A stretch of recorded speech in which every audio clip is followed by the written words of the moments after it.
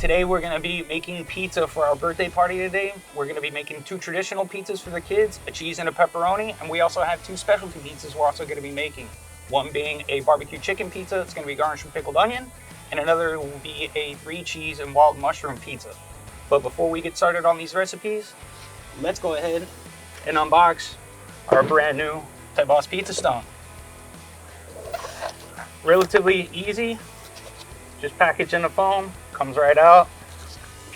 You can save the packaging if you want to store your stone in here because you really don't want to drop it, it will break.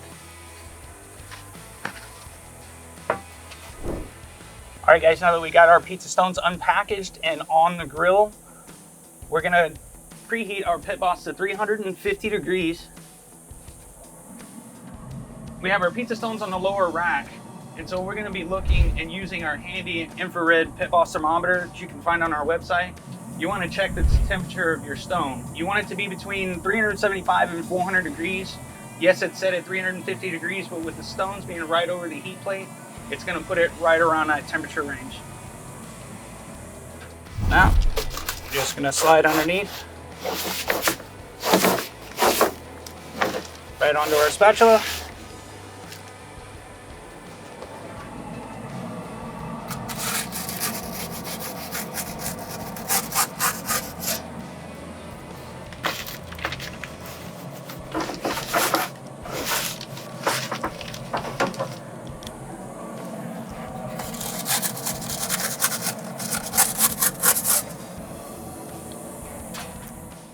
Now that we got these pizzas fired off, our general bake time is going to be between 25 and 30 minutes. We're going to be checking them every 7 to 8 minutes, and we're going to be rotating them.